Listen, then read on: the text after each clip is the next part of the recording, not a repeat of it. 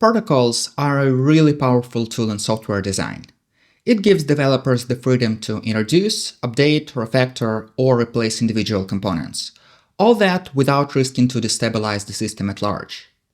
But protocols aren't the only way to achieve that degree of flexibility. Other mechanisms exist as well, and in some cases, they turn out to be a much better choice. Subclassing is one of such alternatives, and in this video, I'll cover what it is and compare the two approaches: composition and inheritance. Hey, I'm Yakov. This video continues my Swift and iOS Basics series. In this series, I delve into the fundamentals of software development, in Swift and in general. If you're interested in that, don't forget to subscribe to this channel. Last week, I started a new topic, protocols. And before I go into the weeds of Swift protocols, I decided to have a look at something that you can use instead of protocols. Inheritance is a crucial concept in object-oriented programming, and I think that understanding its strengths and weaknesses is key to understanding protocols. Protocols aren't just another tool in your developer toolkit. They're actually the backbone of an entire software design paradigm. It is called composition. Let's start with that and then move on to inheritance. When you design a software system, you can choose from many approaches.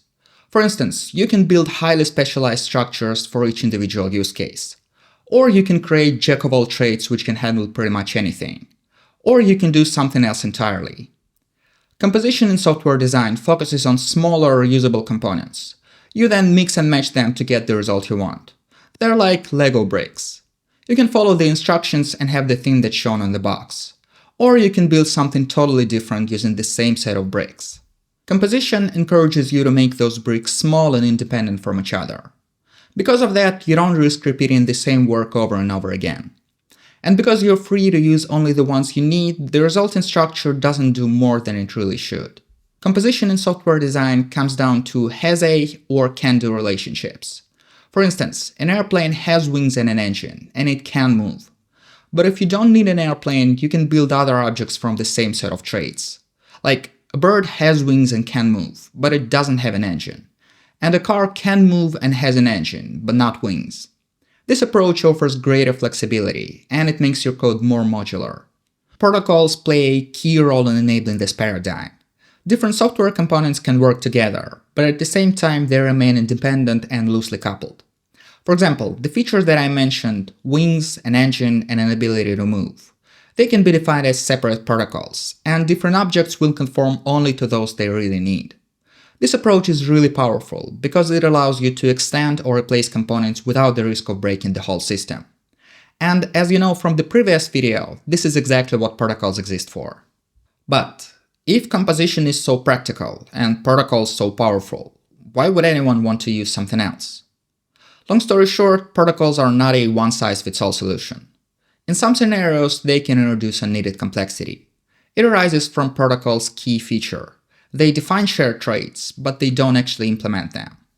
When you need multiple objects which are similar in their behavior, but not entirely the same, you'll need to manually implement that behavior multiple times. We call these tightly coupled systems. Of course, you can build some sort of helper object which encapsulates the shared behavior, but that will only increase the overall complexity. I'll be covering Swift protocols in a future video, but there's one thing that makes using them more complicated than you'd like. This thing is associated types. They're like placeholders for other objects. This feature makes Swift protocols more powerful, but also more confusing, at least in some scenarios. To overcome this confusion, you can use type erasure, but it essentially wipes some of protocols' advantages. Just like nearly every tool in software development, protocols have not only benefits but also downsides. And instead of trying to adapt protocols for use cases they weren't designed for, we should consider some alternatives. Inheritance is one of them. If you're familiar with object-oriented programming, then you probably know that inheritance is one of its foundational principles. It offers an entirely different approach to sharing properties and behaviors. Unlike composition, inheritance focuses on objects' essence and not their capabilities. In other words, it's not about what an object has or can do, but what it actually is. Let's have another look at my previous example with a bird, a car, and an airplane. In the inheritance paradigm, what's important is that a car and an airplane are vehicles. Since all vehicles can move, the car and airplane simply inherit this behavior from their ancestor. While birds can move too, it's not relevant in this case. That's because birds and vehicles are unrelated, so any common traits they might have, they are received independently. This sounds pretty intuitive, because unlike vehicles, birds weren't created by humans. Most likely. Relationships of inheritance are mainly expressed using subclassing. When you declare an object as a subclass of some other object, it receives all of its properties and methods. The subclass can declare new ones or override existing, but that wouldn't detach it from its superclass. Moreover, any future changes in the superclass will be received by all of its subclasses automatically. The subclass, which is also known as derived class or child class, it continues to exist as a continuation of the superclass, also known as base class or parent class. In other words, the subclass is and always will be its own superclass, plus maybe something else. For instance, we might say that an airplane is a special type of vehicle. Just like all vehicles, it can move, but it does so by flying above the ground. So in addition to just being a vehicle, it also has wings. Maybe you noticed that in the last two illustrations I didn't mention yet another trait, the presence of an engine. That's because adding these little details suddenly makes these relationships much more complicated. And spoiler alert, this happens very often when you deal with inheritance. Like, is it fair to say that having an engine is a property of every vehicle? If so, the car and the airplane would simply inherit this trait. But as it turns out, we can't say that. For instance, gliders are vehicles because they can move, but they don't have an engine. If you want to get around this, you might come up with a different classification. For example, you might declare engine-powered vehicle as a subclass of the regular vehicle. In that case, the car and airplane could finally inherit the engine. But where would you then put the glider class? Since it doesn't have an engine, it can only inherit from vehicle. But this hierarchy means that gliders and airplanes aren't related that much. They both can move, but I would argue that they have more in common. Both have wings and both can fly. So this classification doesn't really work either, but maybe I'm getting a bit ahead of myself. Let's take a step back and have a look at the benefits and drawbacks of inheritance one by one. Perhaps the biggest advantage of using inheritance is that it makes your code highly reusable. If you're happy with the way some behavior is implemented in the base class, then you don't have to do anything. All your subclasses are getting that implementation for free.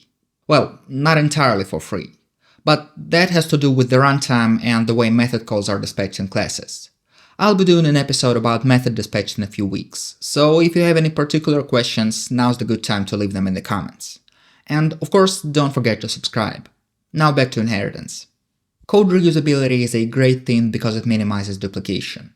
You don't have to manually copy any future changes from the base class to its derived classes. And thanks to that, you don't risk forgetting to do so. Another feature of inheritance also comes from object-oriented programming. It is called polymorphism.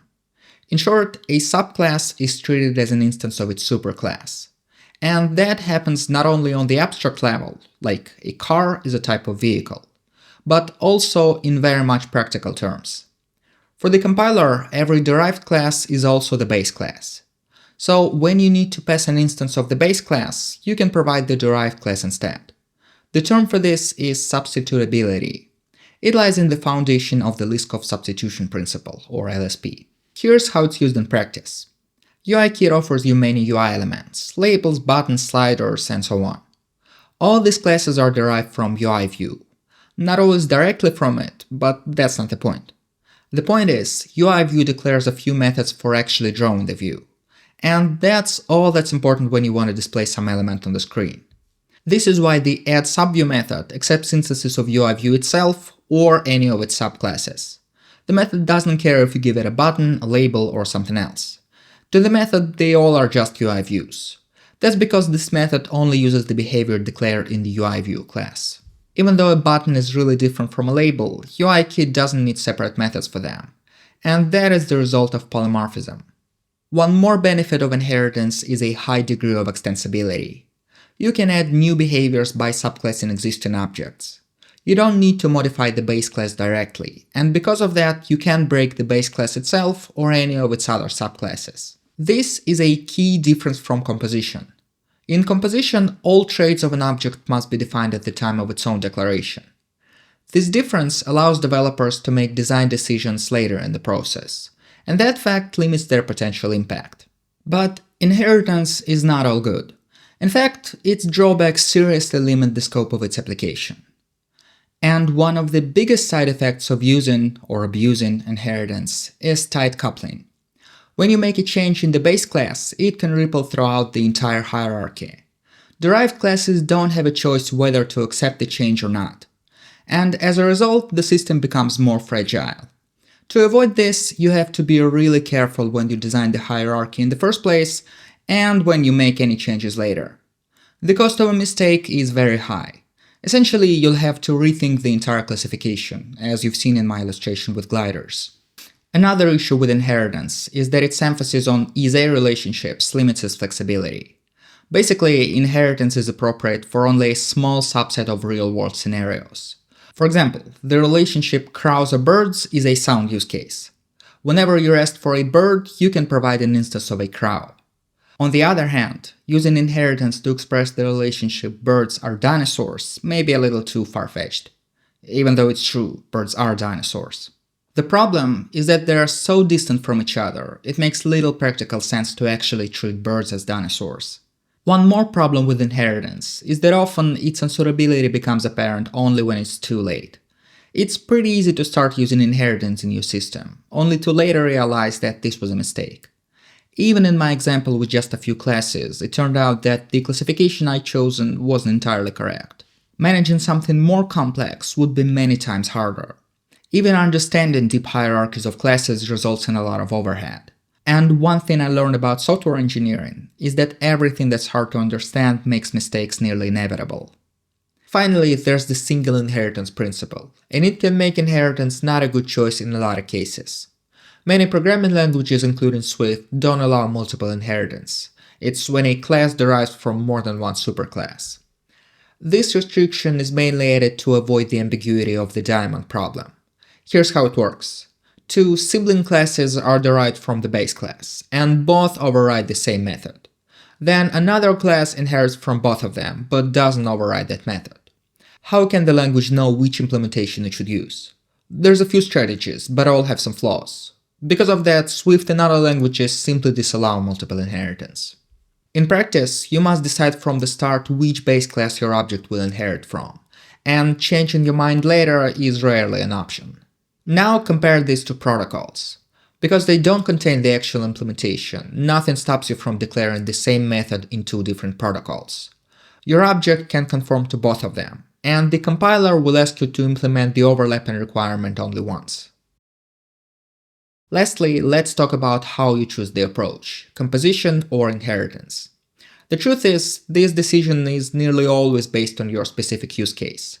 I can offer you a few guidelines, but keep in mind that they cannot cover all possible scenarios.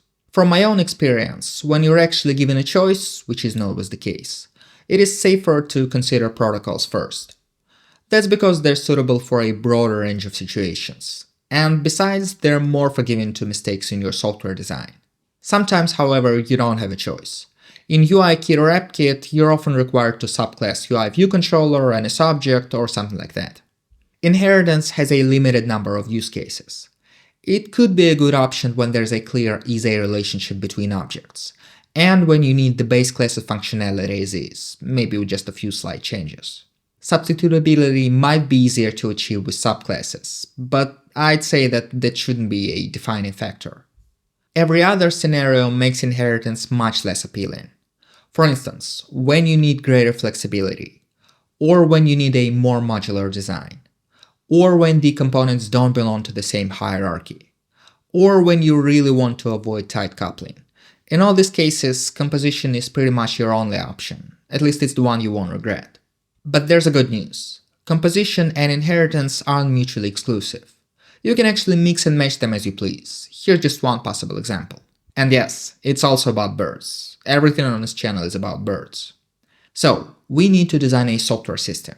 In this system, there's two bird species and two skills, flying and singing. The skills are declared as protocols, because let's say they're used in a different module. One more thing. For the sake of simplicity, I'll assume that all birds can fly. My apologies to penguins, chickens, and ostriches. So, I'll declare the bird class. Since we agreed that all birds can fly, this class will conform to the flying protocol directly. From now on, any subclass of bird will get the implementation of flight automatically. Now I'll declare the types for concrete bird species, crow and robin. They both inherit from the bird base class, and because of that, they already can fly without any further action. Between the two birds, only robins can sing. At least I wouldn't call crow sound singing. So only one of the derived classes conforms to the singing protocol. And here's the result.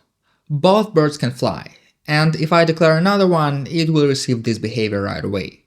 But only one bird can sing, and if I try to call this sing method on a crow instance, the compiler simply won't let me. This design has allowed me to implement the system without duplicating a single thing. No protocol conformance and no method had to be declared more than once. In terms of efficiency, it couldn't have been better. So this has been Inheritance in a nutshell. It's a powerful tool which lets you reuse your code efficiently. But just like all powerful tools, this one is also a double-edged sword. Inheritance is appropriate only for some relationships between objects, so using it everywhere isn't something I would recommend. That's it for today's video. If it was helpful, give it a thumbs up. And if you have any questions, leave them in the comments. In the next episode in this series, I'll begin covering protocols in Swift specifically. I'll start with the basics and then move on to more advanced stuff. If you're interested, don't forget to subscribe. I'll see you later. Until then, make your classes fly.